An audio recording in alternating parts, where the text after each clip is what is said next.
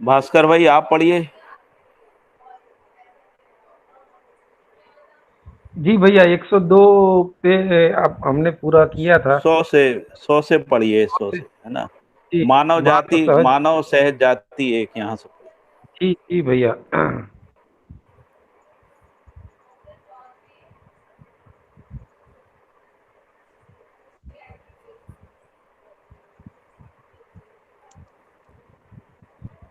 एक, मानव सहज जाति एक, अखंड समाज ज्ञान, विवेक, विज्ञान, प्रयोजन, भाषा, कार्य व्यवहार में से के लिए जाति पक्ष पर विचार करना एक आवश्यक मुद्दा है।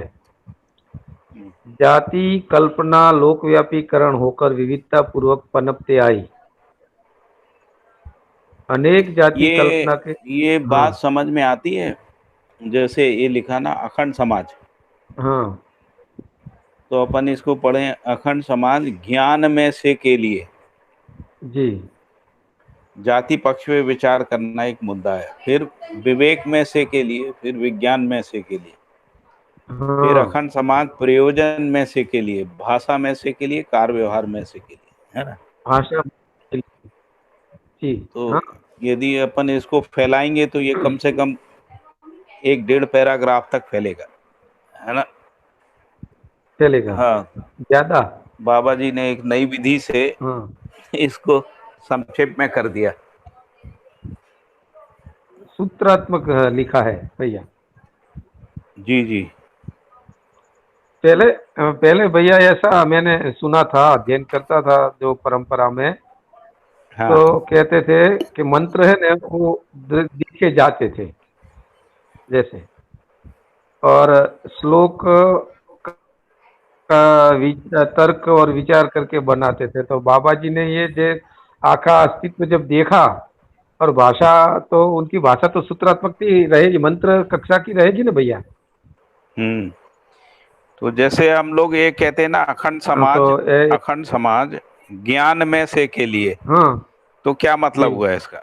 अखंड समाज जी ज्ञान भैया। में से के लिए जाति पक्ष में विचार करना एक अखंड आवश्यक। समाज। हाँ, अखंड समाज ज्ञान में, मनुष्य को ज्ञान में, ज्ञान से, ज्ञान के लिए हाँ, जाति पक्ष को विचार करना चाहिए। हाँ। तो क्या मतलब हुआ इसका? अर्थ इस क्या हुआ? तरह अर्थ क्या हुआ अर्थ, इसका? अखंड समाज, अखंड समाज क्या होता है वो ज्ञान से मनुष्य को विचार करना चाहिए, ऐसा मैं समझता हूँ। नहीं नहीं, ज्ञान का मतलब क्या है यहाँ? ज्ञान मतलब क्या है? ज्ञान मतलब जो जैसा है उसको वैसा देखना, समझना, देखना मैंने समझना, जो वस्तु जैसा है हाँ। अस्तित्व में। मनुष्य भी अपने को समझे कि मैं क्या, मेरा शरीर क्या है, मैं क्या हूँ, मैं कैसा हूँ, और ये हम्म। अस्तित्व क्या है, कैसा है, जो रूप गुण स्वभाव धर्म जिसे कहते हैं ना, हर एक इकाई हम्म। का। उस जो हम्म। चीज जैसा है उसको वैसा ही देखना, उसे ज्ञान कहते हैं। हम्म। मैं तो ऐसा समझ रहा हूँ भैया। मेरे हिसाब से ज्ञान का मतलब यहाँ से अस्तित्व है ना। जी हाँ। तो ऐसा अखंड है। समाज। हाँ, तो अपन देखें, अखंड समाज सह अस्तित्व हम्म। में, सह अस्तित्व जी से सह अस्तित्व के लिए, है ना। हाँ। तो जी इस जी हाँ। तरीके से जाति पर विचार करना एक मुद्दा जी है ना। ज्ञान का मतलब जी। सह अस्तित्व है, सह अस्तित्व जी ज्ञान। भैया। तो जी भैया। सह अस्तित्व में ही अखंड समाज है। जी जो जो चारों अवस्थाओं का सह अस्तित्व है, उसी में अखंड समाज के रूप में ज्ञान अवस्था है। फिर जी। अखंड समाज सह अस्तित्व से मतलब व्यक्ति परिवार समाज राष्ट्र अंतर्राष्ट्र से, है ना। क्योंकि व्यक्ति परिवार समाज अंतर। हाँ। राष्ट्र अंतर्राष्ट्र के रूप में, या अपन कहें तो परिवार मूलक स्वराज व्यवस्था में 10 सोपानों के रूप में, ये इसको कहेंगे सह हम्म। अस्तित्व से। तो ये सह जी अस्तित्व से क्यों है? तो अखंड समाज के लिए, है ना। जी। तो अखंड समाज के लिए तो हम, जब हम इसको अस्तित्व में देखते हैं तो सह अस्तित्व के रूप में, सह अस्तित्व में, तो मानव का होना सह अस्तित्व में ऐसा पहचाने। जब जी इसको मानव परंपरा में देखते हैं तो सह अस्तित्व से, तो सह अस्तित्व क्या है, तो संबंध पूर्वक सह अस्तित्व है ना। जी तो सह अस्तित्व परिवार से लेके विश्व परिवार तक सह अस्तित्व से हो जाएगा, है ना। हम्म तो सह अस्तित्व पूर्वक, है ना, किस लिए है ये सह अस्तित्व, व्यक्ति परिवार समाज, तो अखंड समाज के लिए, है ना। जी तो इस तरीके से मैं से के लिए होता है। ऐसे ही फिर विवेक जी है। जी विवेक का मतलब है कि ये जो संबंध में जीने का जो समझ है, जिसको हम लोग विवेक कह रहे हैं, यानी जो न्याय की समझ है। जी तो अखंड समाज में जो न्याय, अखंड समाज कहाँ पर है, तो न्याय में है ना। अगर विवेक को न्याय के रूप में समझे जी तो न्याय में, न्याय से न्याय के लिए, है ना।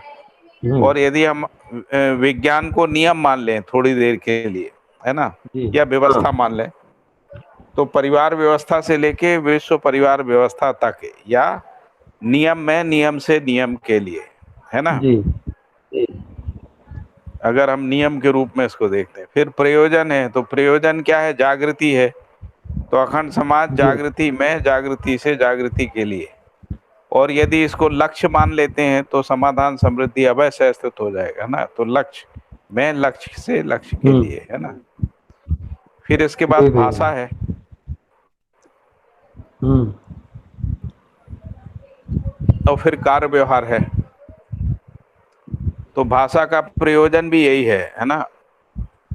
भाषा का प्रयोजन है अखंड जी समाज को समझना, है ना। तो अखंड समाज भाषा समझना में, समझाना भाषा से भाषा के लिए।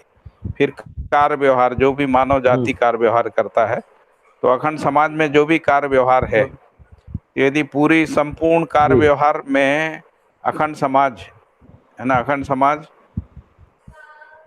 कार्य व्यवहार में, है ना, हम्म यानी पूरी मानव जाति, जिसको अपन कह रहे हैं पूरी मानव जाति कुछ कार्य कर रही है, कुछ व्यवहार कर रही है। तो कार्य क्या कर रही है, तो शरीर के पोषण संरक्षण का। व्यवहार क्या कर रही है, तो संबंध में न्याय पूर्वक जीने का व्यवहार, है ना, उस रूप में, है ना, जी मैं। और हम्म से, व्यवहार से, क्योंकि अखंड समाज कैसे जुड़ेगा, तो परिवार कुछ कार्य व्यवहार करेगा, उसी से फिर परिवार समूह से लेके विश्व परिवार तक, है ना, ये से हो गया। जी जी भैया और के लिए, आखिर ये व्यवहार क्यों है, पर प्रश्न आएगा, तो अखंड समाज सार्वभौम व्यवस्था के लिए ही। हम्म यानी जो भी मानव जाति परिवार से परिवार समूह, परिवार समूह से ग्राम, और ग्राम से ग्राम समूह के रूप में यदि जीने को सुनिश्चित करता है, तो अल्टीमेटली कहाँ जाएगा, तो अखंड समाज के लिए, है ना। हम्म तो इस तरीके से जाति पक्ष पे विचार करना एक आवश्यक ही मुद्दा है, ऐसा ये जो है जी स्पष्ट। जी ये भैया जो अपना 3 लाइनें हैं, है ना, इसको हम्म फैलाने से ऐसा समझ में आता है ना। जी जी ज्ञान का मतलब से अस्तित्व जी भैया हाँ, सह अस्तित्व ज्ञान। जी जी हाँ हाँ तो जात ज्ञान, विवेक, विज्ञान, विवेक तो ज्ञान, कैसे हाँ, कैसे का मतलब विवेक से निकलता है भैया लक्ष्य और दिशा इससे निकलती है, विवेक और विज्ञान से, जी भैया हाँ है ना। इससे लक्ष्य और दिशा पता लगती है। जी प्रयोजन जी जागृति है। हम्म भाषा के जी रूप में विचार, विचार है, जी सारा विचार भाषा के रूप में ही है। तो जी भाषा की अभिव्यक्ति, संप्रेषणा, प्रकाशन, उसका भी प्रयोजन अखंड समाज में से के लिए, है ना। हम्म और फिर कार्य और व्यवहार है। जी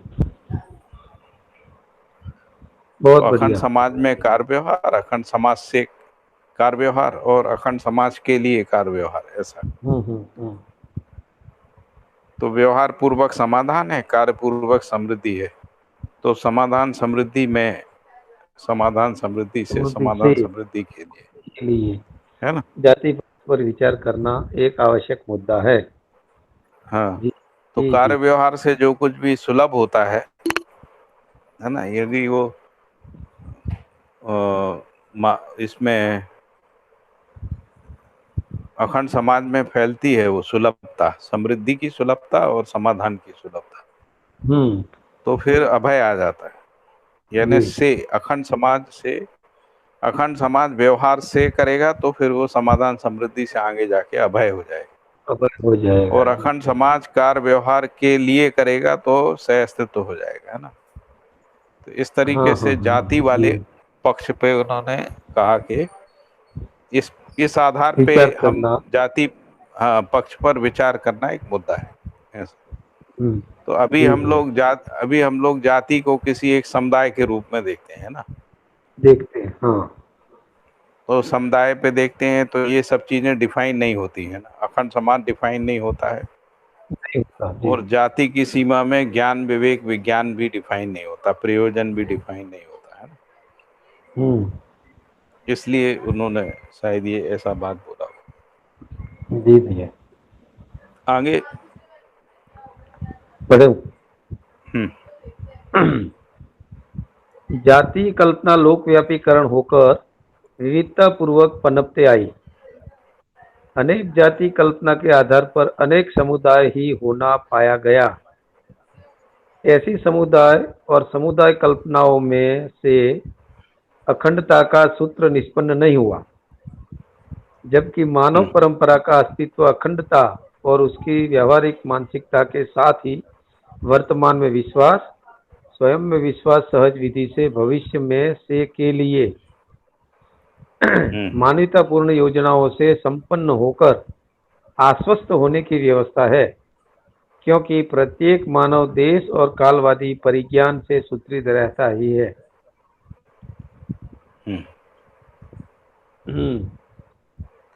यहाँ वहाँ के आधार पर देश व अब तक के आधार पर कालवाद मानव में घर किया हुआ देखा जाता है। हम्म। देश काल संबंधी सीमाओं की आवश्यकता मानव में से के लिए वर्तमान में विश्वास करने के लिए मत देने के आधार पर ही इनकी विवेचना व्याख्या सूत्रित है।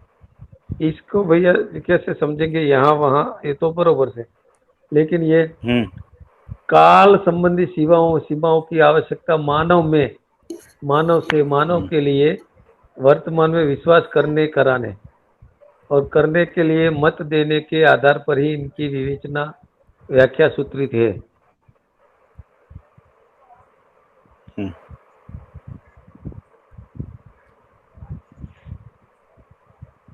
वर्तमान देश जहाँ जो रहता रहा उसे पहचानने के आधार पर वर्तमान काल जब जो अपने कार्य व्यवहार स्थिति हम्म। गति का प्रमाण प्रस्तुत किया, इसे चिन्हित विधि से पहचानने के क्रम में काल की महत्ता उपयोगिता को पहचाना जाता है।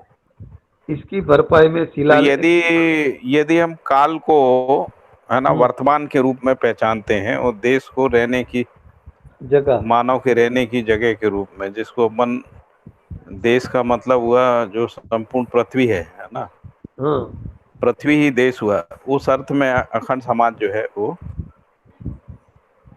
उसकी विवेचना व्या- व्याख्या और जो है वो व्याख्या सूत्रित होती सूत्रित है, अखंड समाज तक सूत्रित होती जी। है।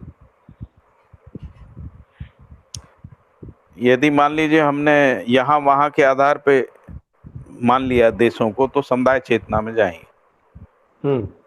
और यदि अब तब के आधार पे मान लिया, तब भी समुदाय चेतना में जाएंगे, है ना। हम्म। तो जब हम ये मानेंगे कि अस्तित्व से अस्तित्व है और नित्य वर्तमान है, तो वर्तमानता के आधार पे हम काल से मुक्त हो जाएंगे, है ना। जी। क्योंकि अस्तित्व नित्य वर्तमान है उस दृष्टिकोण से, तब वो अखंडता में जाएगा। और जो यहाँ वहाँ की जगह जो देश है, हम्म। तो देश का मतलब है जहाँ पर पूरी मानव जाति रहती है ना, वही देश है। तो वो पृथ्वी है। जी।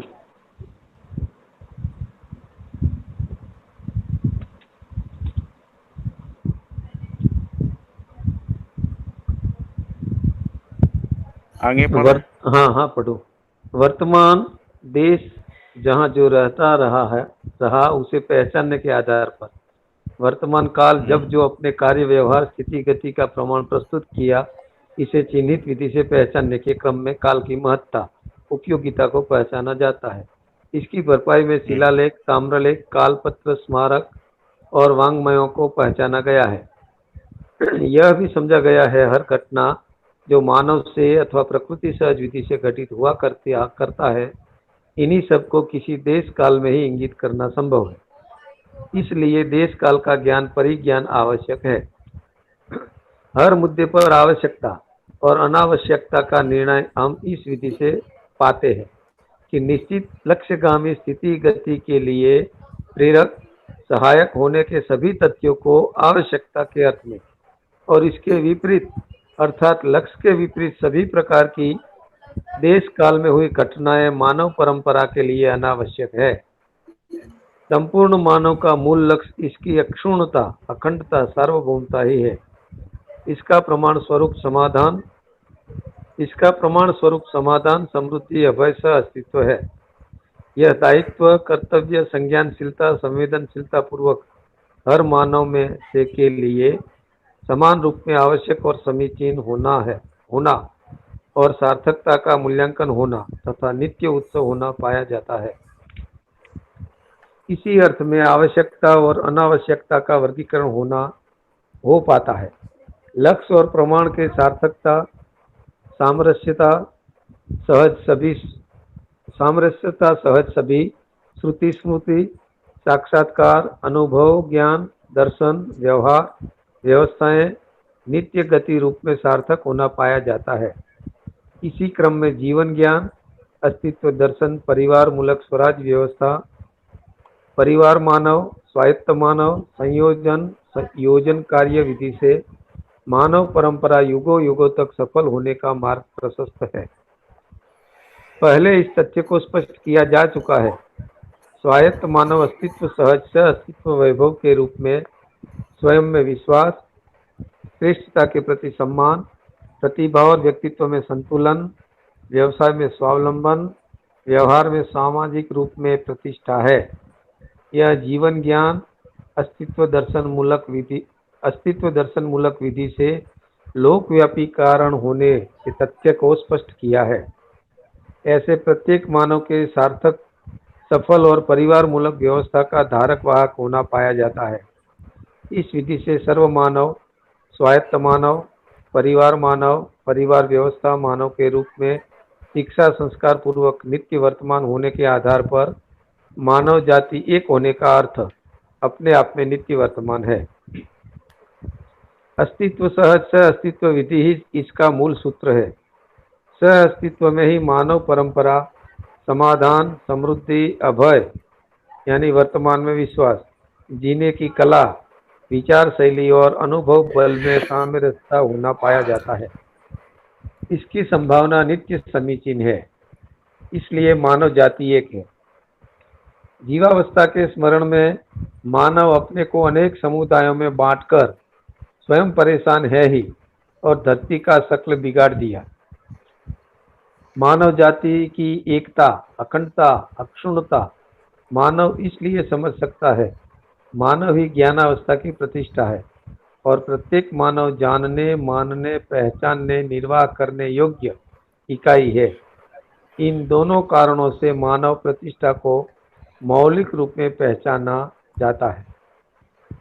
इसलिए भी मानव जाति एक होने का सूत्र सार्वभौम व्यवस्था है। यह सर्वतोमुखी समाधान, सहज अभिव्यक्ति, संप्रेषणा और प्रकाशन ही है। यह मानवतापूर्ण मानव सहज प्रमाण है। इसका स्वरूप स्वायत्त मानव से परिवार मानव और परिवार सभा, ग्राम परिवार सभा और विश्व परिवार सभा क्रम में समाज के चारों आयाम और व्यवस्था के पांचों आयामों में सामरस्यता सहज प्रमाणों को अक्षुण्ण बनाए रखे जाना स्पष्ट किया जा चुका है। मानव का वैभव, प्रतिष्ठा और अपेक्षा अनुपम संगीत चेतना विकास मूल्य शिक्षा से ही अपने आप सर्वसुलभ होता है। इस विधि से भी अर्थात परिवार मूलक स्वराज विधि से सार्वभौमता का अर्थ सार्थक होता है, इसलिए भी मानव जाति एक होना पाया जाता है। मानव ही प्रामाणिकता और उसकी निरंतरता को अथवा परम जागृति और उसकी निरंतरता को बनाए रखने में योग्य है और आवश्यकता है, क्योंकि प्रत्येक मानव जागृति पूर्वक स्व वैभव को प्रमाणित करना चाहता है। प्रमाण समीचीन है। इन्हीं तथ्य के आधार पर मानव सार्थकता अथवा परम सार्थकता को ध्यान में रखते हुए विश्लेषण और विवेचना करने पर सहज ही स्पष्ट हो जाता है कि जागृति पूर्वक ही मानव अपने आवश्यकता, सार्थकता, अर्हता और संगीत से भी समाधान सेवी हो पाता है। इसका तात्पर्य मानव से अपेक्षित जीवन, सहज प्रतीक्षा रूपी सुख, शांति, संतोष, आनंद प्रत्येक मानव को सह अस्तित्व सहज नियति क्रम में सुलभ है। इस मुद्दे को अर्थात प्रामाणिकता और उसकी निरंतरता को और भी विधियों से समझा जा सकता है कि अभी तक जितने भी लोग जागृत हुए हैं उनमें देखा गया प्रमाण भी इसी की पुष्टि करता है और प्रेरणा देता है कि जागृति पूर्वक ही मानव सुखी होता है। हर मानव सुखी होना चाहता भी है। जागृत होने की संभावना सदा बना रहता है।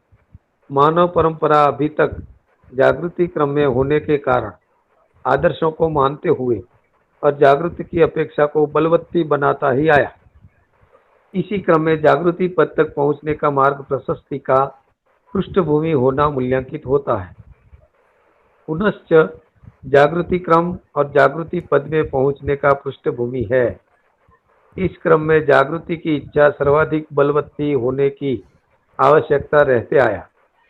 इसी क्रम में आज स्थिति ऐसी बनी है, सर्वाधिक संख्या में मानव जागरूक होना अनिवार्यता में बदल चुकी है, क्योंकि जागृति पूर्वक ही व्यवस्था में जीना बन पाता है।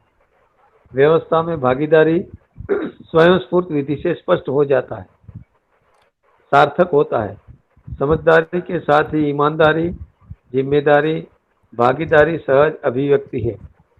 समझदारी का मूल रूप जीवन ज्ञान, सह अस्तित्व दर्शन ज्ञान का अविभाज्य अनुभूति और प्रमाण ही मानवतापूर्ण आचरण है। इसी के आधार पर जिम्मेदारी देखा गया। जिम्मेदारी का संपूर्ण स्वरूप मानवतापूर्ण आचरण है। मानवतापूर्ण आचरण समझदारी का ही फलन है। अखंड समाज विधि से ही मानवतापूर्ण आचरण का मूल्यांकन हो पाता है। मानवतापूर्ण आचरण विधि से समस्त मूल्य, मानवीय चरित्र और नैतिकता का अविभाज्यता प्रमाणित होता है। दूसरी विधि से मूल्य, चरित्र, नैतिकता में से के लिए हर व्यक्ति प्यासा है। इसलिए समझदारी का फलन रूपी मानवतापूर्ण आचरण विधि से मानव जाति का एकता, अखंडता, व्यवस्था विधि से सार्वभौमता प्रमाणित होती है। इसी विधि से प्राकृतिक, नैसर्गिक और मानवीय संबंधों में समझदारी, ईमानदारी पूर्वक निर्वाह करने की संभावना समीक्षित की गई है। आवश्यकता तो है ही। तो भैया इसको जरा समीक्षित करेंगे। हाँ, इसमें कोई प्रश्न हो तो बताइए, क्या क्या डिस्कस करना है।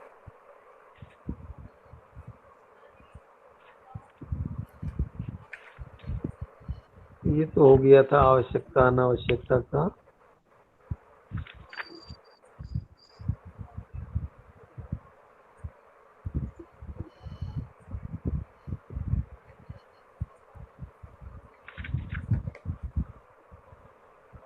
किसी को कोई मुद्दा हो तो।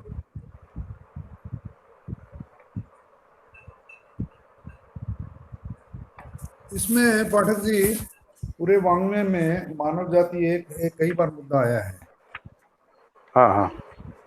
लेकिन उसको समझाने का जो तरीका बाबा जी का रहता है वो ये है कि भाई एक तो जीवन के रूप में मानव में मानता है,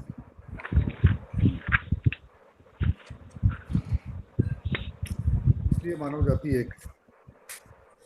एक जीवन में कल्पनाशीलता और क्रम स्वतंत्रता के रूप में समानता है। हम्म। एक जीवन शक्ति और जीवन बल अक्षय हैं, इस रूप में मानव में समानता है ना। इस टाइप के कुछ तर्क दिए हुए हैं।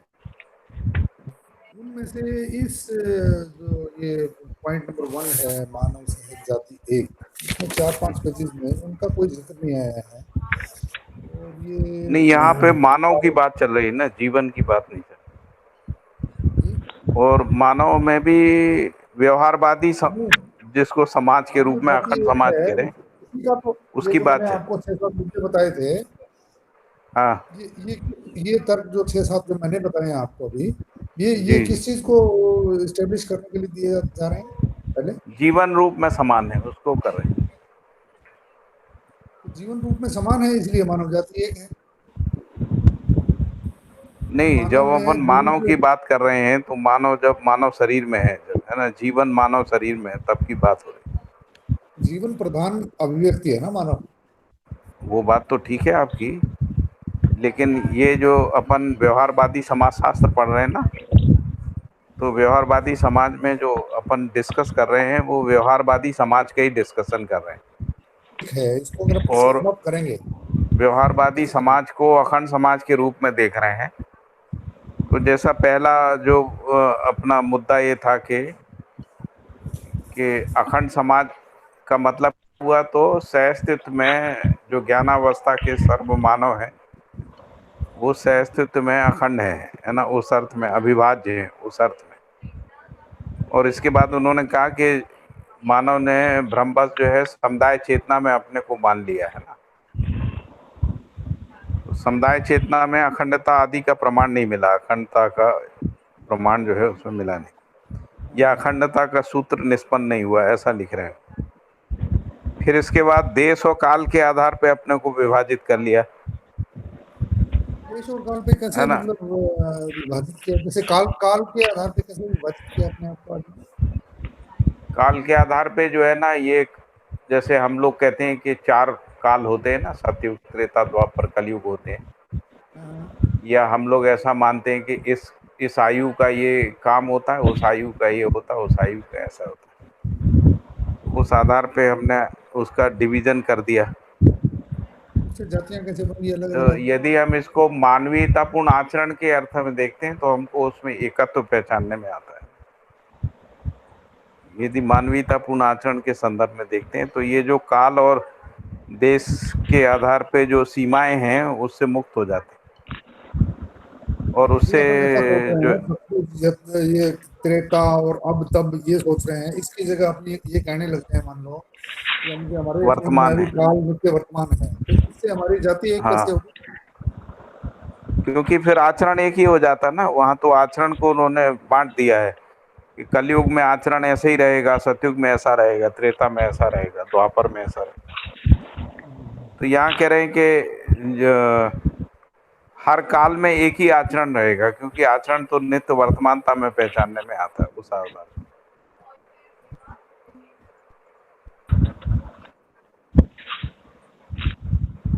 तो हमने समुदाय के रूप में अपने आप को अलग अलग माना है, और देश देश के रूप में अलग अलग माना है, और काल को अलग अलग मानने की वजह से हमारे में समुदाय मानसिकता आती है, ऐसा मतलब हुआ इसका? हाँ, फिर इसके बाद आया आवश्यकता आवश्यकता अनावश्यकता अनावश्यकता से के इसका क्या निर्णय लेना विधि देना? हैं।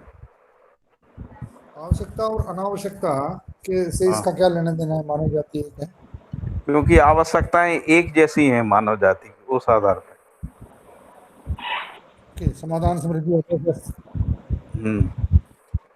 जिसको हम लोग कह रहे हैं कि बॉडीली जो शरीर की आवश्यकताएं हैं और जो जीवन की आवश्यकता, सामान्य उसी को आकांक्षा अपन, और महत्वाकांक्षा हाँ और ये हाँ मूल्यों की आकांक्षा। हाँ, उसके आधार पे लक्ष्य एक है, हम्म, उससे लक्ष्य का एकत्व तो पता लगता है ना। हम्म, और लक्ष्य तक पहुंचने के लिए फिर कर्तव्य दायित्व, संज्ञानशीलता, संवेदनशीलता पूर्वक मानव में से के लिए समान रूप में आवश्यकता समीचीन होना। तो जब हम मानव रूप में देखते हैं जागृत मानव के अर्थ में, तब दायित्व, कर्तव्य, संज्ञानशीलता, संवेदनशीलता पूर्वक हर मानव में से के लिए समान रूप में आवश्यक और समीचीन होना, सार्थकता का मूल्यांकन होना तथा नित्य उत्सव होना पाया जाता है।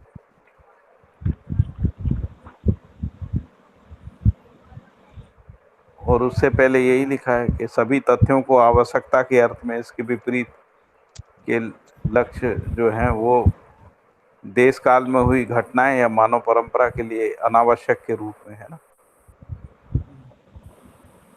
तो आवश्यकता और अनावश्यकता के आधार पे वो कह रहे हैं कि यहाँ से भी यदि आवश्यकता को पहचान लेते हैं तो अक्षुण्णता, अखंडता, सार्वभौमता स्पष्ट होती है, जो लक्ष्य के रूप में प्रमाण बनती है ना।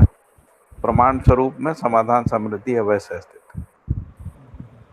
और ये समाधान, समृद्धि, अभय, सहस्तित्व क्या है? तो वो जो न्याय पूर्वक जीना होता है मानव परिवार में, है ना, परिवार से लेके विश्व परिवार तक, वही है, उसी को स्पष्ट किया। फिर लिखा है कि लक्ष्य और प्रमाण के सार्थकता और सामरस्यता सहज। तो लक्ष्य और प्रमाण के सामरस्यता, सार्थकता और सामरस्यता के अर्थ में जो भी श्रुति स्मृति हैं, है ना, जो भी हम लोग वांग्मय हैं, जैसे ये बाबा जी के वांग्मय हैं, ये सब श्रुति स्मृति हैं। इससे फिर साक्षात्कार, और साक्षात्कार से अनुभव, और अनुभव पूर्वक जो है दर्शन, जो व्यवहार का दर्शन।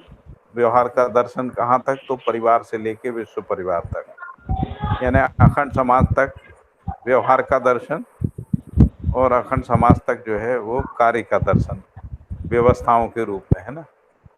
यानी परिवार व्यवस्था से लेके विश्व परिवार व्यवस्था तक, और उसमें जो 5 प्रकार के जो आयाम हैं उसकी भी बात है। तो फिर उन्होंने उसके आधार पे एकता, अखंडता को पहचानने का प्रयास किया, और इसीलिए लिखा है कि इसी क्रम में जीवन ज्ञान, अस्तित्व दर्शन, परिवार मूलक स्वराज व्यवस्था, परिवार मानव, स्वायत्त मानव, संयोजन, योजन, कार्य विधि से मानव परंपरा युगों युगों तक सफल होने का मार्ग प्रशस्त होता है। तो वो प्रस्तावित किया कि यदि इस तरीके से हम अखंडता को पहचानते हैं, लक्ष्य की एक रूपता को पहचानते हैं, और व्यवस्था को पहचानते हैं, तो मानव युगों युगों तक जो है मानव परंपरा के रूप में सफल होने का मार्ग प्रशस्त होता है। फिर 102 पेज पे ही जो अगला पैराग्राफ है, जिसमें उन्होंने स्वायत्त मानव की बात की है। स्वायत्त मानव के बारे में हम लोग काफ़ी बातचीत कर चुके हैं। फिर इसके बाद ये कहा कि परिवार मानव, व्यवस्था मानव के रूप में शिक्षा, संस्कार नित्य वर्तमान होने के आधार पे मानव जाति एक है।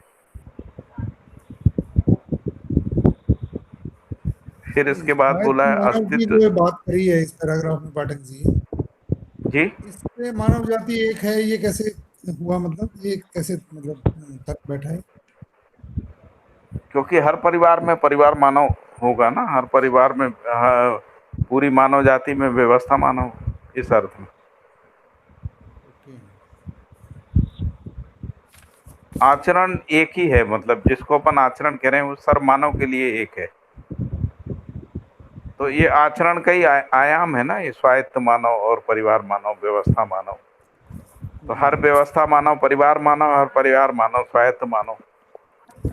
तो जो स्वायत्त मानव है वो परिवार मानव के रूप में प्रमाणित होगा, परिवार मानव व्यवस्था मानव के रूप में प्रमाणित।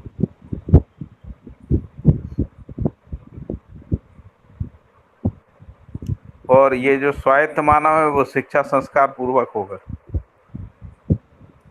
तो इसलिए ये जो अभी जो वैविध्यताएं हैं ना, वो वैविध्यताएं नहीं होंगी। अभी जो वैविध्यताएं हैं ना, जिन वैविध्यताओं के समाधान के लिए ही तो ये व्यवहारवादी समाज की बात की ना।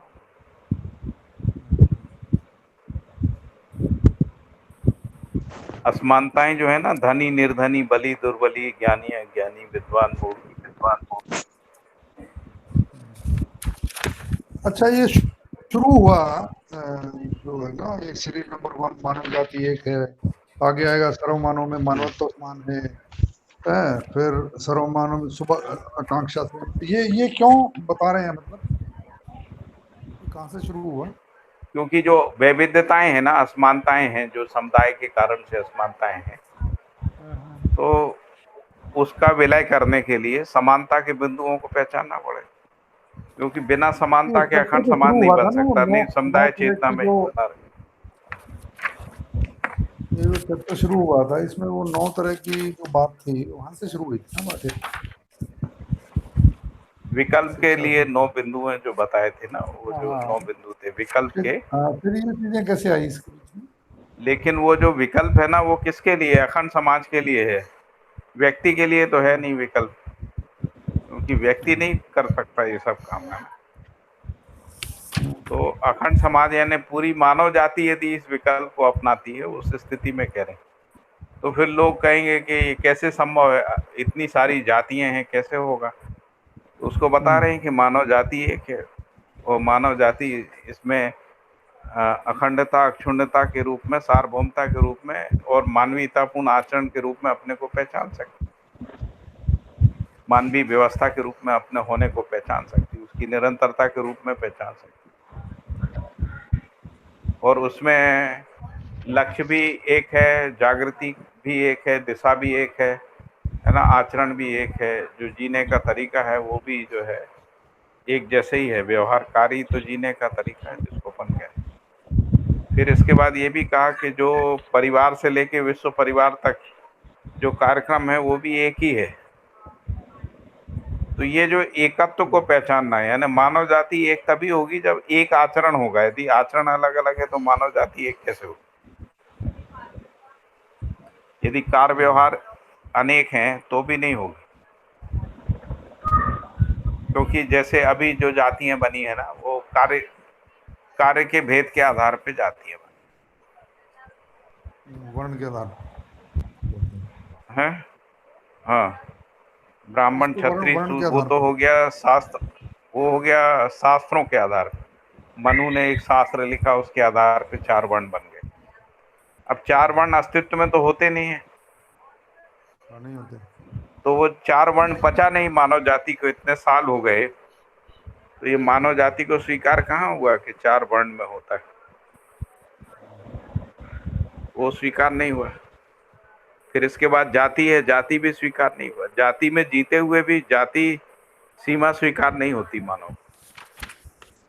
वर्ण में जीते हुए भी वर्ण की सीमा संकीर्ण लगती है, तो इसीलिए व्यापकता चाहता ना मानव।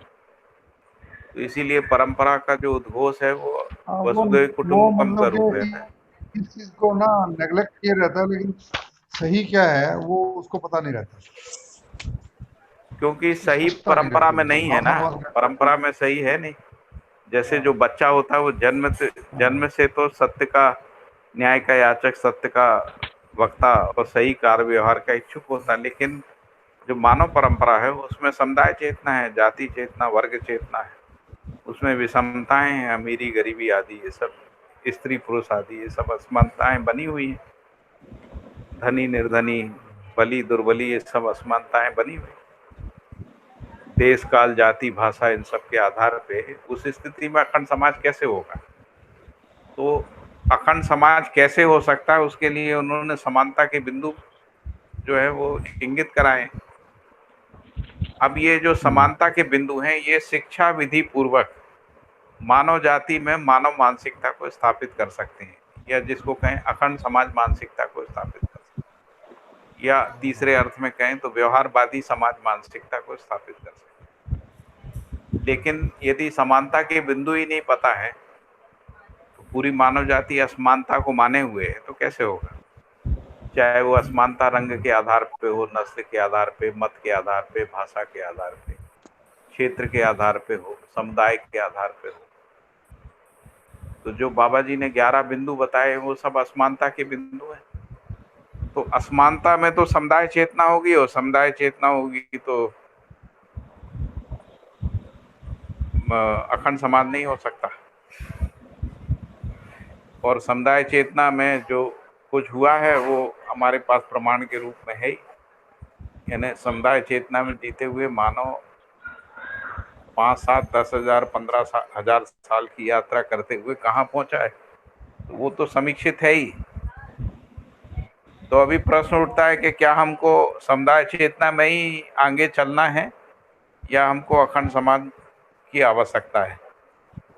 तो जो व्यवहारवादी समाज वाला चैप्टर था उसमें हमको ये समझ में आया कि नहीं, मानव का जो सुख है, जो समाधान, समृद्धि, अवश्य अस्तित्व के रूप में सुख, शांति, संतोष, आनंद है, वो तो अखंड समाज में ही है, व्यवहारवादी समाज के रूप में ही है।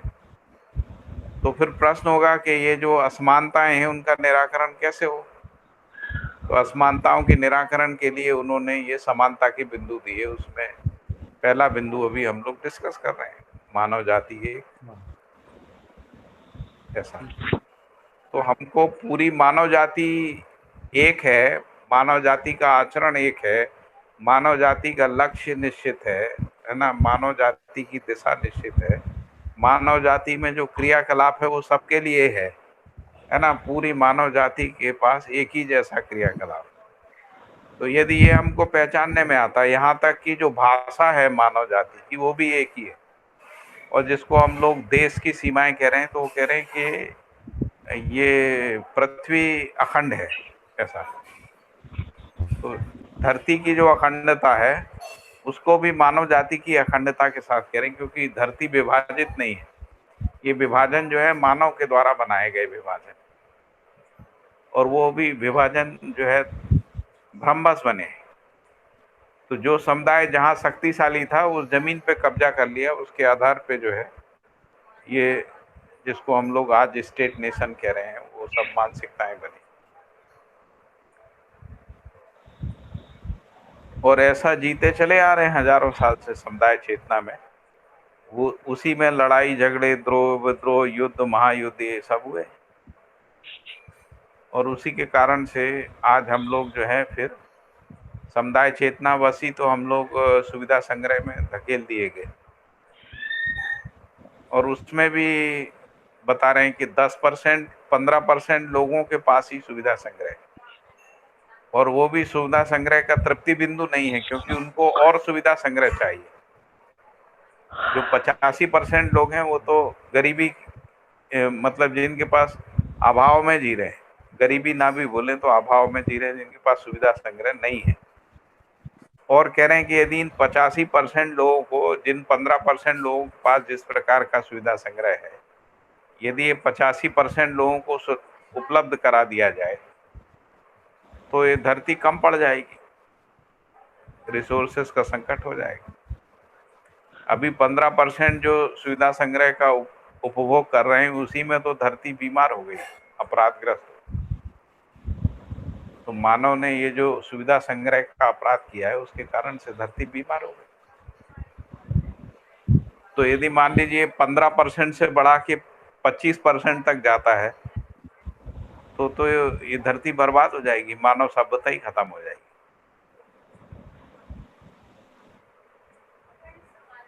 तो फिर लोग कहेंगे हम सुखी कैसे रह सकते हैं। तो उसी को उन्होंने समीक्षा किया कि सुख जो है वो सुविधा संग्रह में सुख नहीं है।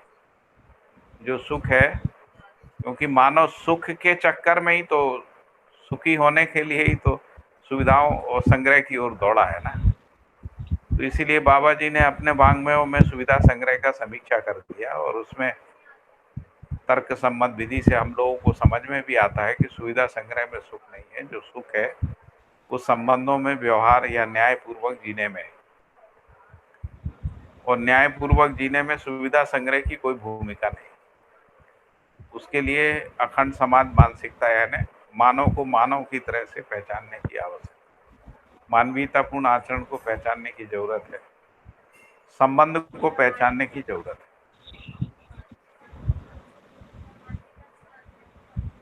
इसलिए ये बिंदु बोले गए, ऐसा मुझे समझ में आता भी है। आप बताइए कुछ और आपको।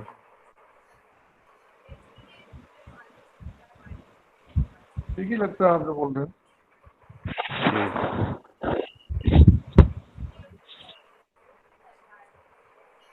अगला बिंदु पढ़ें फिर अपन। जी जी। पढ़िए भास्कर भाई। जी भैया। 2, सर्व मानव में मानवत्व समान। अब ये देखिए, जो मानवीयता मानवत्व तो समान है, ये मानव जाति एक में भी डिस्कस हो गया है ना, हम्म क्योंकि ऊपर मूल्य चरित्र नैतिकता की बात आई गई है। तो जब हम मानवत्व कह रहे हैं, मूल्य चरित्र नैतिकता की अभिवाज्यता ही है, तो मानव जाति एक है तो मानवत्व भी उसमें शामिल ही है ना। लेकिन फिर भी उन्होंने स्पेसिफिकली इस पे और फोकस करते हुए इस पे पढ़िए सर। दूसरा बिंदु, पेज नंबर 105, सर्व मानव में जी भैया। मानवत्व। आचरण मूल्य। सर्व मानव में मानवत्व समान। मानवीयता पूर्ण आचरण मूल्य चरित्र। मानवीयता पूर्ण आचरण मूल्य नैतिकता। चरित्र नैतिकता के अविभाज्य रूप में जाता है। मानवीयता पूर्ण आचरण मूल्य चरित्र नैतिकता के अविभाज्य रूप में वर्तमान होना पाया जाता है।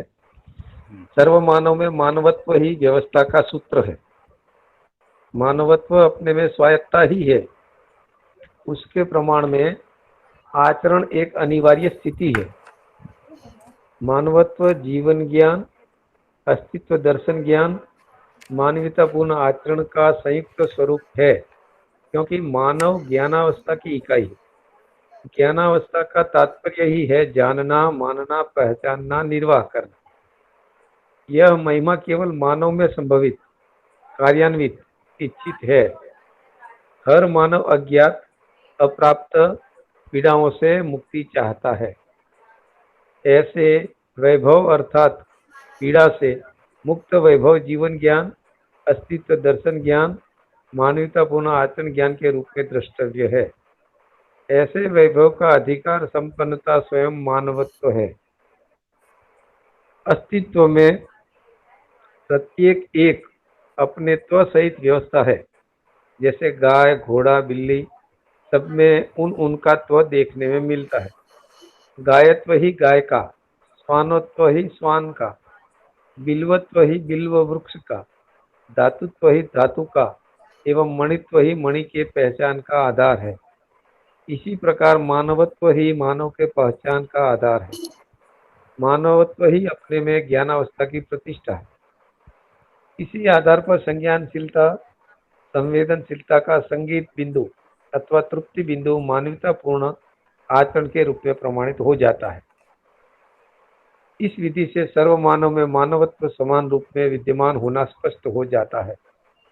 यह मानव परंपरा सहज चौमुखी कार्यक्रमों के आधार पर सफल हो जाता है, क्योंकि अभी जो कुछ भी इस चौमुखी कार्यक्रमों के द्वारा अग्रिम पीढ़ी को दिया जा रहा है, वह अधिकांश आगे पीढ़ी में बहता हुआ देखने को मिलता है। जैसे विज्ञान शिक्षा, उन्माद त्रय शिक्षा, सुविधा संग्रह शिक्षा दिया जा रहा है, यह अग्रिम पीढ़ी में उनके कल्पनाशीलता के साथ अनुरंजित, प्रतिरंजित होकर प्रभावशील रहता है। इसीलिए मानवतापूर्ण शिक्षा की संभावना, आवश्यकता समीचीन है, प्रयोजनों के लिए नितांत अपेक्षा है ही। अस्तु। सर्व मानव में मानवत्व समान रूप में होना मूल्यांकित होता है, क्योंकि अस्तित्व घटता बढ़ता नहीं है। जीवन अपने गठन पूर्णता, अक्षय बल, अक्षय शक्ति, जीवन जागृति के लक्ष्य संपन्नता में एक ही है। इसलिए जीवन मूलक विधि से ही मानवत्व समझ में आता है। शरीर मूलक विधि से मानवत्व समझ में नहीं आता है। इसी सत्यता ज्ञानावस्था के मानव में जीवन सहज अभिप्सा के आधार पर मानवत्व ही जीवन ज्ञान, अस्तित्व दर्शन, इसके प्रमाण में मानवतापूर्ण आचरण प्रमाणित होना सहज है। मानवत्व के आधार पर अभी तक बिखरे हुए सभी समुदाय अपने को मूल्यांकित कर सकते हैं और मानवत्व और मानव परंपरा की अखंडता को पहचान सकता है, निर्वाह कर सकता है। इस प्रकार अखंड समाज के अर्थ में और सार्वभौम व्यवस्था के अर्थ में विविध प्रकार से भ्रमित हुई अपने पराये की दूरियां अपने आप जागृति विधि विधान पूर्वक समाप्त होंगे। हाँ, तो ये जो अभी जो पैराग्राफ पढ़ा, इस पे अजीत जी ने ध्यान दिलाया था कि जीवन सहज विधि से ही जो है मानव में जो है एकत्व पहचानने में आता है। लेकिन इसमें एक जो बात है, उन्होंने एक लॉजिक लिया, एक तर्क लिया है कि जैसे सभी प्रकार के जीव जंतु में उनके त्वसहित आचरण होता है ना, त्वसहित जिसको अपन उसका गायत्व आदि कह रहे हैं ना, बिलवत्व, धातुत्व, मणियत्व आदि।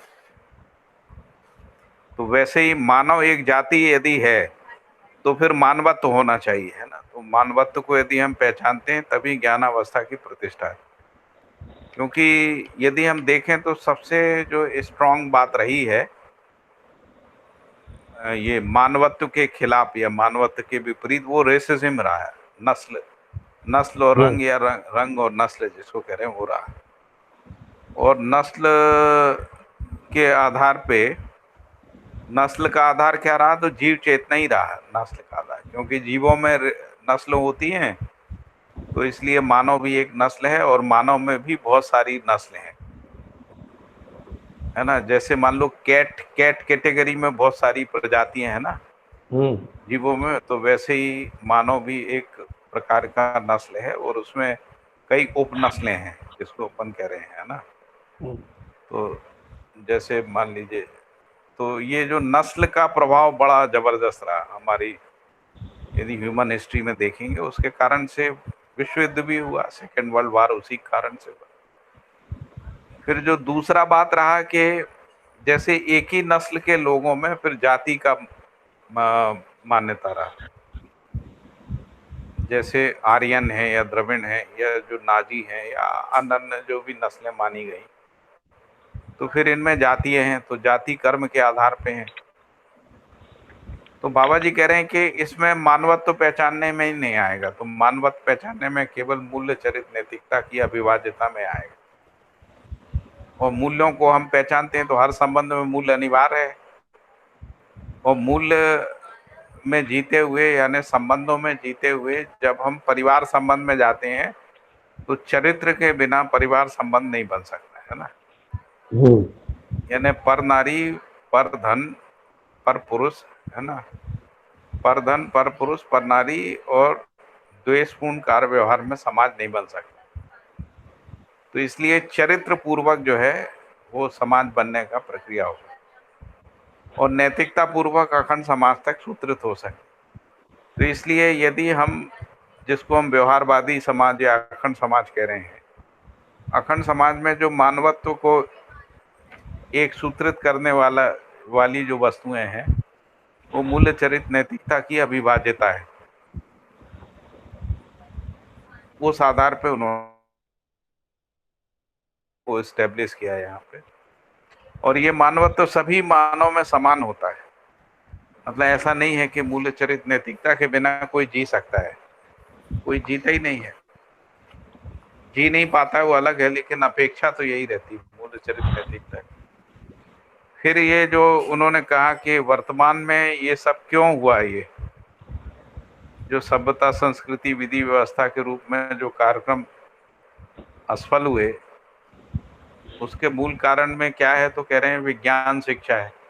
तो विज्ञान शिक्षा क्या है, तो अस्थिरता, अनिश्चिततावादी शिक्षा है। मतलब जिसको अपन कह रहे हैं कि कॉन्फ्लिक्ट को क्रिएट करने वाली शिक्षा है।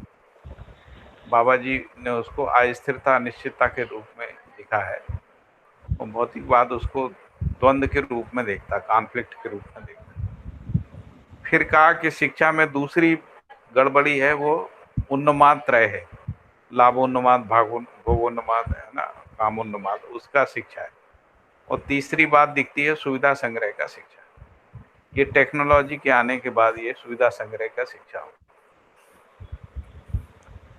तो इस शिक्षा से तो नहीं हो पाएगा, जो मानवत्व का पहचान नहीं हो पाएगा।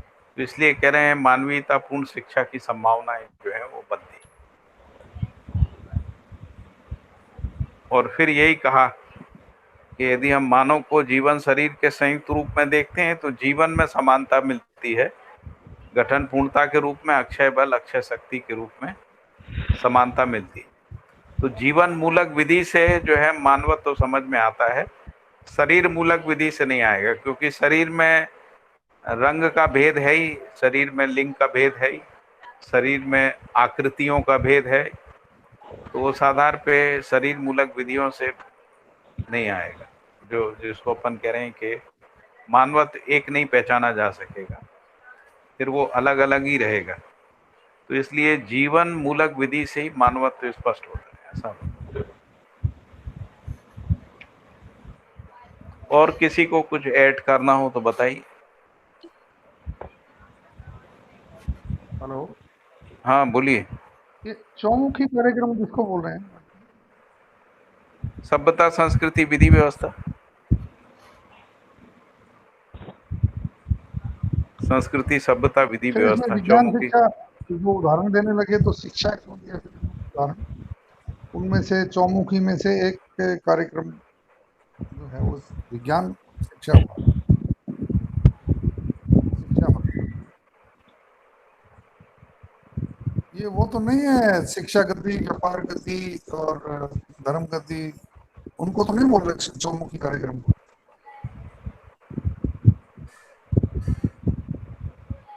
मुझे लग रहा है कि इसमें पहले भी उन्होंने कहा था कि जो सभ्यता, संस्कृति, उनमें विधि, से व्यवस्था शिक्षा जो है गति वो को इन्होंने एक्सप्लेन कर दिया है। समुदायों में भी रहती है ना, लेकिन समुदायों में वो सफल नहीं होती, ऐसा बोला था। और ये भी कहा था कि अखंड समाज में भी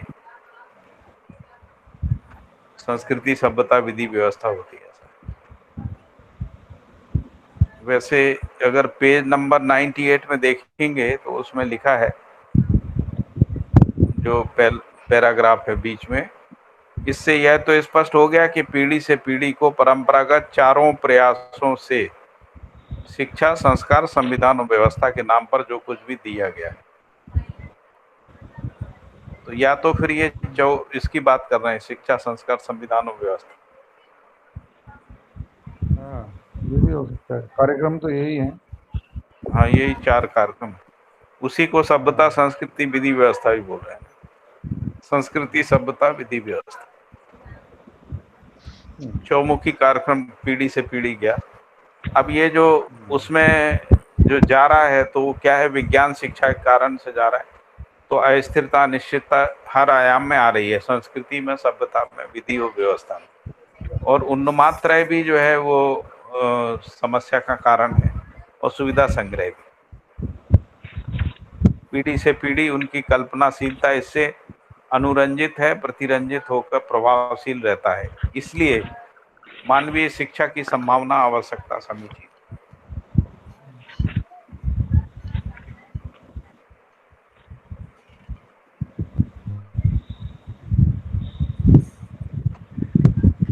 यानी अखंड समाज के रूप में यदि जीना है तो इसके लिए मानवीय शिक्षा की जरूरत है, इस ऊपर वाली शिक्षा से तो नहीं होगा।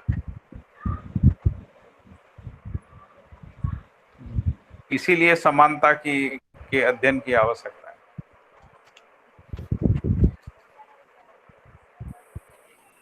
अगला बिंदु पढ़ते हैं। जी भैया।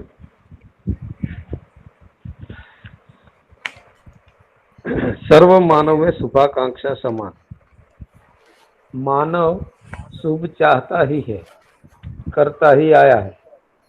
यह भी पहले स्पष्ट हो चुका है कि आस्था से इंगित स्वर्ग और नरक प्रलोभन और भय का ही प्रतीक है। इन दोनों से भिन्न और कोई चीज देने की चाहत वांग्मयों में इंगित होता हो, वह किसी भी परंपरा में प्रमाण के रूप में वर्तमानित नहीं हो पाए हैं। आज का मानव किसी न किसी परंपरा में ही अपने को अर्पित किया है।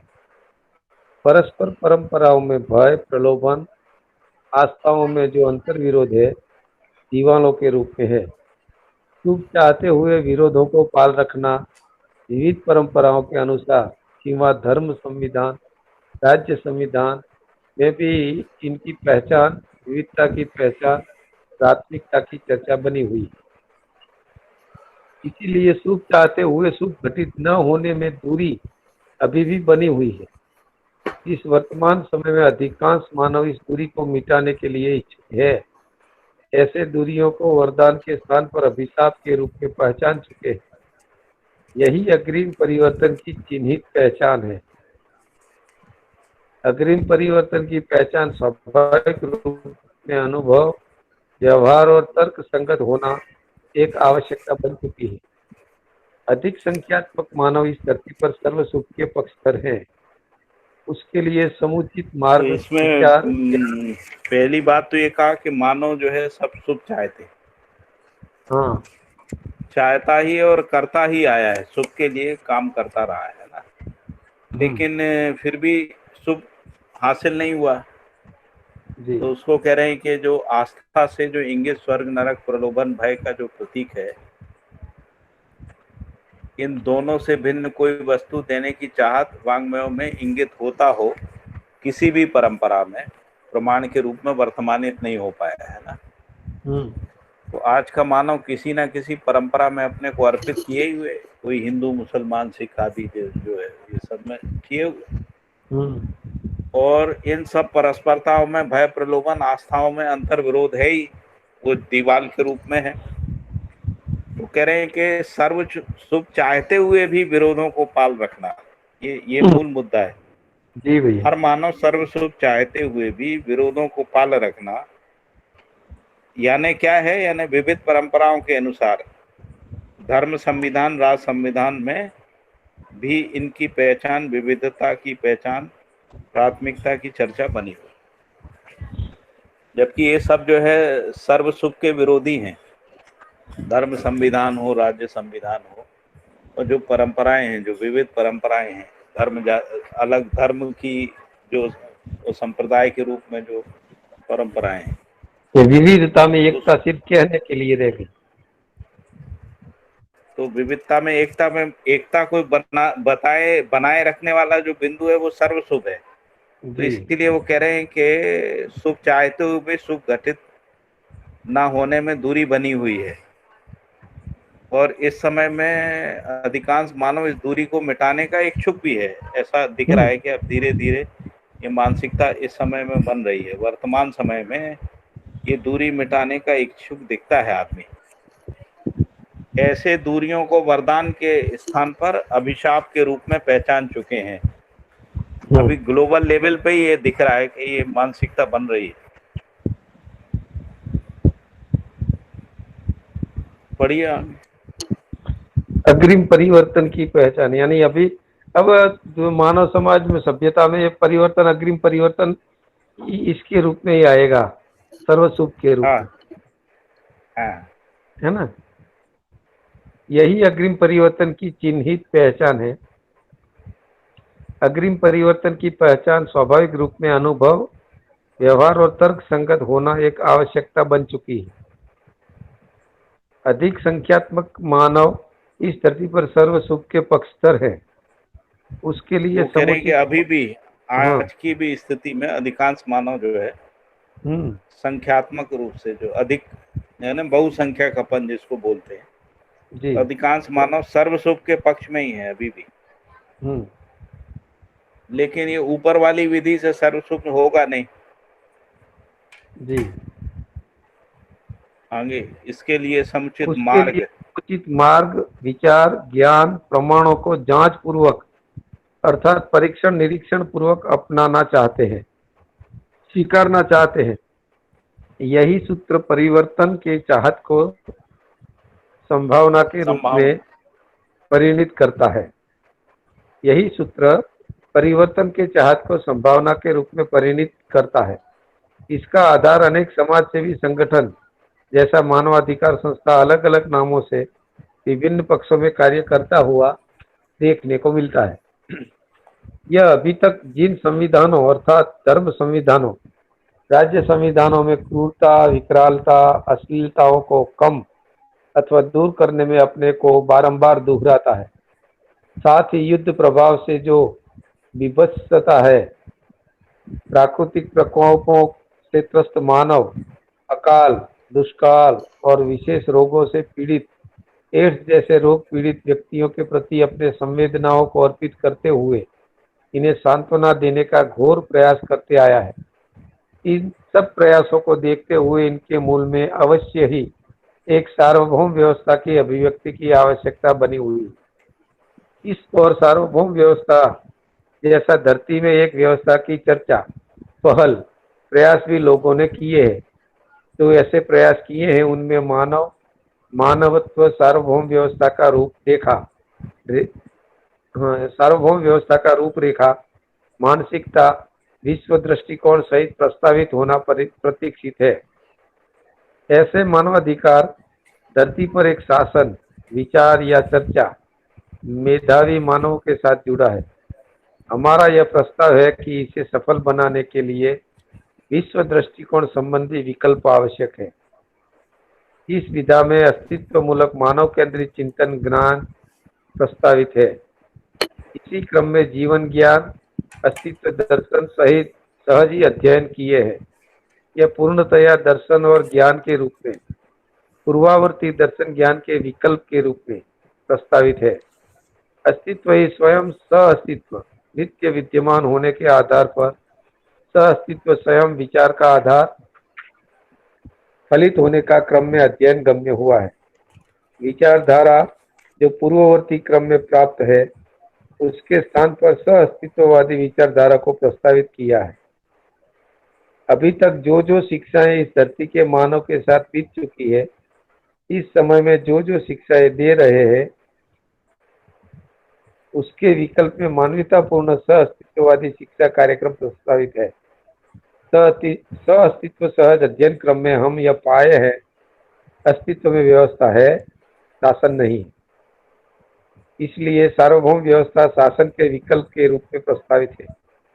इसी क्रम में शक्ति केंद्रित शासन संविधान के स्थान पर समाधान केंद्रित व्यवस्था रूपी संविधान मानवीय आचार संहिता के रूप में सार्वभौम राष्ट्रीय आचार संहिता प्रस्तावित किया है। इसके लिए कार्यक्रम का हम धारक वाहक है।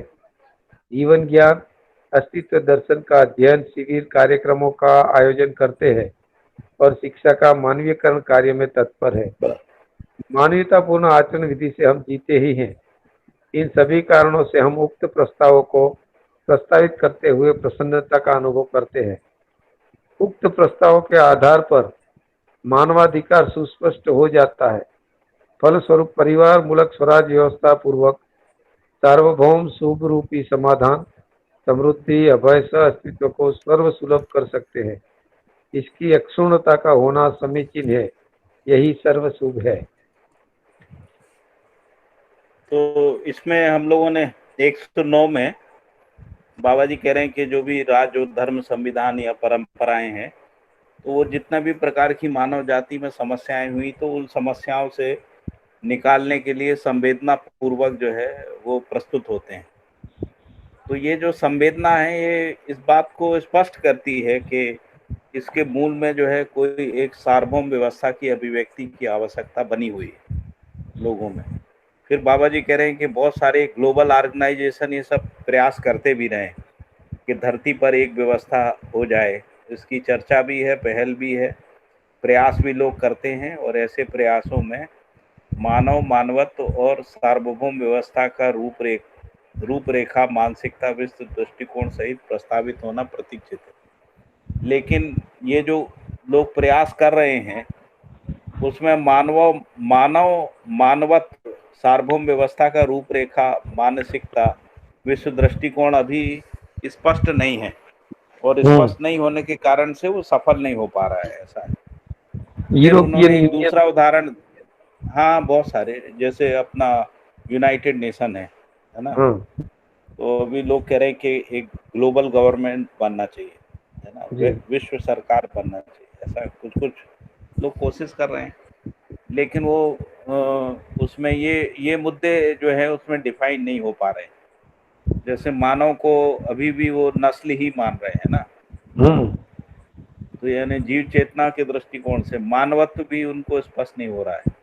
तो जो भी इक्वालिटी के पैरामीटर यूनाइटेड नेशन ने बनाए हैं, उसमें इक्वालिटी निकल नहीं रही, क्योंकि वो ज्यादातर वस्तु के आधार पे, पावर के आधार पे, है ना, या स्त्री पुरुष के आधार पे इक्वालिटी को देखने की कोशिश कर रहे हैं। मानवत्व तो नहीं पहचानने में, पकड़ने में आ रहा है।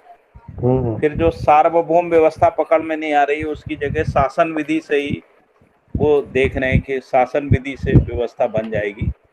और इसीलिए 110 पेज में बाबा जी ने स्पष्ट किया है कि जो अस्तित्व में व्यवस्था है, शासन नहीं है, और सार्वभौम व्यवस्था शासन के विकल्प के रूप में प्रस्तावित है। तो बाबा जी ने जो परिवार मूलक स्वराज व्यवस्था को प्रस्तावित किया है, वो उन्होंने शासन के विकल्प में किया है, जबकि लोग जो प्रयास कर रहे हैं वो शासन विधि से कर रहे हैं। जैसे विश्व सरकार बन जाएगी तो वो शासन विधि से ही अपेक्षा कर रहे हैं कि उससे हो जाए, तो उससे समस्या समाधान नहीं होगी। फिर इसमें जो एक और उदाहरण दिया उन्होंने, जैसे मानवाधिकार है, तो मानवाधिकार भी मानव को एक मान के अधिकार की बात कर रहा है कि सभी मानव जाति एक है, इसलिए सबको अधिकार होना चाहिए। तो मानवाधिकार धरती पर एक शासन विचार या ये इससे जुड़ा हुआ है। हमारा यह प्रस्ताव है कि इसे सफल बनाने के लिए विश्व दृष्टिकोण संबंधी विकल्प की आवश्यकता है। और वो विकल्प जो है, उन्होंने कहा अस्तित्व ज्ञान, जीवन ज्ञान, मानवीयतापूर्ण आचरण ज्ञान, मानवीयतापूर्ण आचरण का शिक्षा, ये सब विकल्प के रूप में है। फिर उन्होंने ये कहा कि जो शक्ति केंद्रित जो शासन संविधान के स्थान पे व्यवस्था रूपी मानवीय संविधान या व्यवस्था रूपी संविधान या मानवीय आचार संहिता के रूप में उन्होंने प्रस्तावित किया है। और वो बाबा जी कह रहे हैं कि फिर हम लोग जो जीवन विद्या के शिविर या अध्ययन शिविर कर रहे हैं, तो उस प्रस्ताव को धीरे धीरे आगे बढ़ा रहे हैं। तो इसमें दोनों काम हो रहा है कि जिसको लोक शिक्षा कहते हैं और शिक्षा का मानवीकरण, और मानवीयतापूर्ण आचरण में जीते ही है। ऐसा कह रहे हैं कि बाबा जी स्वयं जो है मानवीयतापूर्ण आचरण में जीते ही। धीरे धीरे जो लोग जीवन विद्या में आ जाते हैं, उनमें भी मानवीयतापूर्ण आचरण की ओर गति दिखने लगती है। फिर कह रहे हैं कि उक्त प्रस्तावों के आधार पर मानवाधिकार सुस्पष्ट हो जाता है। अभी मानवाधिकार स्पष्ट नहीं है, क्योंकि मानवाधिकार को यदि अपन समझते हैं तो वो गलती के भी पक्ष में है। जैसे वो कहते हैं कि सिगरेट पीना भी मानवाधिकार है, और सिगरेट नहीं पीना जो है वो भी मानवाधिकार है। जैसे तो इसीलिए उन्होंने कहा कि मानवाधिकार है, इसलिए स्मोकिंग चैम्बर बना देना चाहिए, ताकि जो लोग सिगरेट पीना चाहते हैं वो अपना स्मोकिंग चैम्बर में पी लें। तो क्योंकि वो सही मानवीयतापूर्ण आचरण को नहीं पहचानने के कारण से वो दिग्भ्रमित हैं, है ना। तो ये स्थितियां दिखती हैं। तो वो कह रहे हैं कि इसकी जगह पर यदि परिवार मूलक स्वराज व्यवस्था पूर्वक, है ना, सार्वभौम शुभ रूपी समाधान समृद्धि अवय अस्तित्व को सर्वसुलभ कर सकते, इसकी अक्षुण्णता होना समीचीन है, यही सर्वशुभ है। और यह सर्वशुभ की जो आकांक्षा है, शुभाकांक्षा, वो सर्व मानव में रहती ही है, भ्रमित अवस्था में भी रहती है। ऐसा फिर अगला एक और पढ़ लेते हैं फिर जी। काफी बड़ा है। सर्व मानव में मानव धर्म समान है। हेलो। हाँ जी। हाँ भैया, अभिप्सा माने क्या होता है? अभिप्सा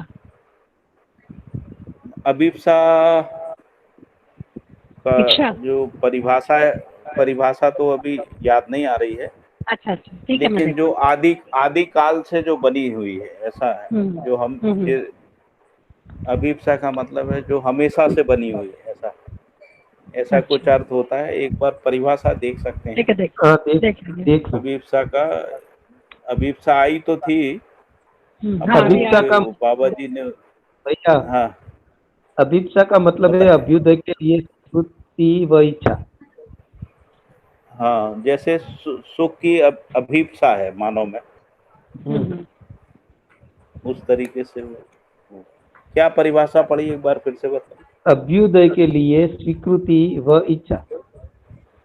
अभ्युदय के लिए स्वीकृति या इच्छा, है ना। तो इसीलिए जो शुभाकांक्षा है ना, वो अभिप्सा ही है मानव का। अच्छा, ये लाइन थी ना, इसी सत्यतावश ज्ञानावस्था के मानव में जीवन सहज अभिप्सा के आधार पर मानवत्व जीवन ज्ञान अस्तित्व दर्शन इसके प्रमाण में मानवीयता पूर्ण आचरण प्रमाणित होना सहज है। तो जीवन सहज अभिक्षा अपेक्षा है ना, जी, शिक्षा भी कह जी। सकते हैं इसको। हाँ, अच्छा भैया, मानवाधिकार क्या है? समाधान, समृद्धि, अभय, सहअस्तित्व। मानवाधिकार क्या बोलोगे? मानवाधिकार को अभी इसी इसी किताब में आगे जाके मानवाधिकार को स्पष्ट किया है बाबा जी ने। अच्छा, ठीक। एक एक पूरा अध्याय है जिसमें हाँ, मानवाधिकारों का मौलिक बात आया अधिकार पे ना, मौलिक अधिकार पे है। हाँ, हाँ मौलिक अधिकार पे है, उसी को मानवाधिकार भी बोल रहे हैं हाँ, बाबा जी, अच्छा वही है ना। मानवाधिकार। जिसमें शिक्षा का अधिकार है, न्याय का अधिकार है, ये सब इस तरीके के अच्छा, अधिकारों की बात है। ठीक स्वस्थ रहने का ठीक अधिकार है हर मानव जी। को, है ना। अपनी सुरक्षा का अधिकार है। ऐसे हम्म, कई प्रकार के मानवाधिकारों की बात आई। ठीक।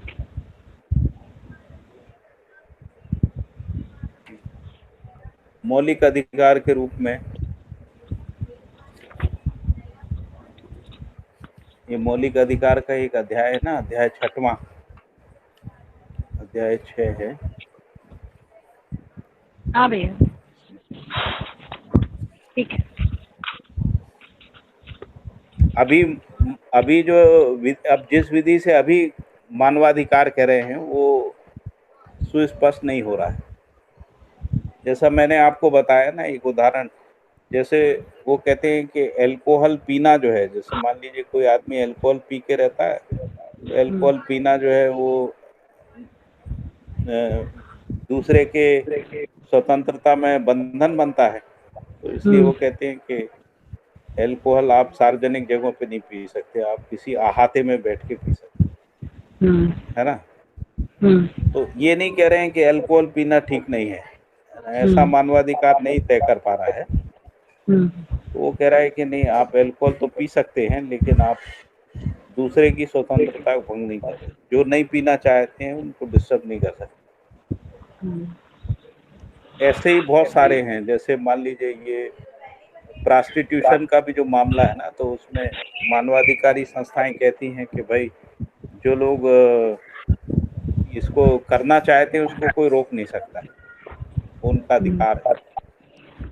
लेकिन हम्म, उनके अधिकार का मतलब ये नहीं है कि आप समाज में करप्शन फैलाने लगो। हम्म, तो इसलिए वो कहते हैं कि उसके लिए शासन को उनको लाइसेंस देना चाहिए। हम्म, तो ये मानव अधिकार जो है उसमें डिफाइन नहीं हो रहा है। हाँ, तो फिर इसीलिए मैंने बाबा जी पूछा। ने कहा कि वो इससे डिफाइन होता हम्म, है ना। जो बाबा जी ने जो मानवीय शिक्षा प्रस्तावित की है, सार्वभौम व्यवस्था प्रस्तावित किया, उसमें मानवाधिकार स्पष्ट होता ठीक है। है। ये जो कंफ्यूजन है ना, फिर ये भी कंफ्यूजन है कि जो कॉन्स्टिट्यूशनल लॉ है और जो मानव अधिकार का लॉ है उसमें भी विरोधाभास है। क्योंकि जो कॉन्स्टिट्यूशनल लॉ है वो कहता है गलती करने वाले को सजा मिलेगी, है ना। तो मानवाधिकार कहता है कि कोई भी व्यक्ति भूखा रहता है तो उसका पेट भरना सरकार की जवाबदारी है। हम्म, तो यदि कोई व्यक्ति भूख मिटाने के लिए चोरी करता है तो वो अपराध नहीं है, हम्म, जबकि कॉन्स्टिट्यूशनल लॉ कहता है कि अपराध है। हम्म, जैसे मान लीजिए कहीं शिक्षा नहीं है और शिक्षा हम्म, की कमी के कारण से लोग टेररिस्ट बन जाते, तो वो कहते हैं कि राज्य की जवाबदारी थी उनको शिक्षित करना था, उनका पेट भरना था, राज्य ने भरा नहीं, उसके कारण से लोग जो है बंदूक उठा लेते हैं मारने के लिए, क्योंकि वो जी नहीं पा रहे हैं। हम्म, तो इसलिए कई बार मानवाधिकार हमको ऐसा लगता है गलत चीजों का प्रोटेक्शन कर रहा है। हाँ, तो उसमें जो अंतर्निहित अच्छाई तो है, लेकिन हम्म, वो अच्छाई जो है वो गलत करने वाले लोग उसको हथियार की तरह इस्तेमाल कर लेते हैं। हम्म, तो जो कॉन्स्टिट्यूशनल लॉ में के फ्रेम में, जैसे मान लीजिए हर स्टेट नेशन है उसका अपना कॉन्स्टिट्यूशनल लॉ है, तो हम्म, कॉन्स्टिट्यूशनल लॉ में वो टेररिज्म को अलाउ नहीं कर सकता है। हम्म, लेकिन जो ह्यूमन राइट के जो संगठन है या ह्यूमन राइट का जो आयोग है वो कहता है कि नहीं, ये जो लोग आतंकवादी हुए इसमें उनका दोष नहीं है, इसलिए उनको मारना नहीं चाहिए। हम्म, तो यहाँ पर एक कॉन्फ्लिक्ट क्रिएट होता है कि राज्य क्या करे, कौन से लॉ से चले। हम्म, तो वो थोड़े समय तक तो बियर करता है, तो जब वो देखता है कि नहीं अब ये ज्यादा हो गया है, तब फिर वो ब्रूटली उसको, जैसे अभी हम लोग कर रहे हैं ना कश्मीर में, तो भाई हमने 10-20 साल भोग लिया उसको, अब कहा कि भाई ये तो रुक ही नहीं रहा है, बल्कि ये शहरों में भी जगह जमा रहा है। तब फिर सरकार को निर्णय लेना पड़ा है जो भी, कि भाई इनको, तो कोर्ट भी इसके पक्ष में समर्थन में आ जाता है कि नहीं, इनको मारा जा सकता है, इनको जमानत नहीं मिलेगी, ये सब ऐसा, ये सब प्रोविजन कर लेते हैं वो लोग अपने। ठीक है। एक चीज ये बॉस, पूछनी थी। हाँ, जी, वो वीके गंगवार जी हैं, वो कहाँ डीआरडीओ में कहाँ पे पोस्टिंग है उनकी? नहीं वो तो रिटायर हो गए वो। रिटायर हो गए? अच्छा अच्छा। हाँ, अहमदाबाद में सेटल। परंतु वो अहमदाबाद नहीं रहते हैं, वो ग्वालियर में थे डीआरडीओ में, अच्छा अच्छा और अच्छा। उनके कहीं कहीं ट्रांसफर भी हुए हैं। हाँ हाँ वो साइंटिस्ट थे डीआरडीओ में, हाँ, उसी लिए पूछ रहे हैं, उनको रिटायर अहमदाबाद भी है हुए। ना डीआरडीओ में। हाँ, हाँ, अच्छा, तो वो कौन सी 4-5 साल हो गया उन। अच्छा, हम्म, कौन सी लैब में थे? नहीं आइडिया होगा ना कौन सी हैं, लैब में थे? जी कौन जी, सी लैब में नहीं आइडिया होगा ना? कौन सी लैब में थे साइंटिस्ट, नहीं आइडिया होगा ना? नहीं मुझे हमारी उसका ज्यादा तमाम। आइडिया नहीं है। हाँ, वो कहाँ पर है ठीक है, डीआरडीओ में वो तो दिल्ली में ही है। आपके? अच्छा, दिल्ली में है, तो ये पुणे भी रहे हैं, पुणे भी जाते रहे हैं, और दिल्ली भी जाते थे, और पुणे इन्होंने भी है। इनके कार्यकाल में एक बड़ी उपलब्धि वो थी, वो जो बायो टॉयलेट बनाए थे ना रेल ट्रेन में जो यूज होते हैं, हाँ हाँ हाँ, उस टीम में मेंबर थे ये, उसके मतलब जो 3-4 लोग थे जिन्होंने इसलिए इसको शायद डेवलप जानते हैं किया। मुझे काश। डीआरडीओ ने ही किया था ये डेवलप, उसमें थे काफी काफी हाँ हाँ, सीनियर डीआरडीओ ने व्यक्ति कहा। हैं। हाँ, वो केमिस्ट्री वाले हैं, शायद केमिस्ट्री फील्ड है इनका, केमिस्ट्री हाँ, से। कई सारी रहती हैं सर। कौन सी लैब में थे? मैं जिनको पता उनका होगा शायद नंबर दे प्रकाश दूंगा, को। आप बात कर ठीक लेना, है, मैं आपको नंबर दे दूंगा। ठीक है जी। ठीक है जी। तो अभी 10 बज धन्यवाद। गया है, अभी इसको अपन आगे वाला कल पढ़ते हैं फिर, है ना? हाँ, रहने दो।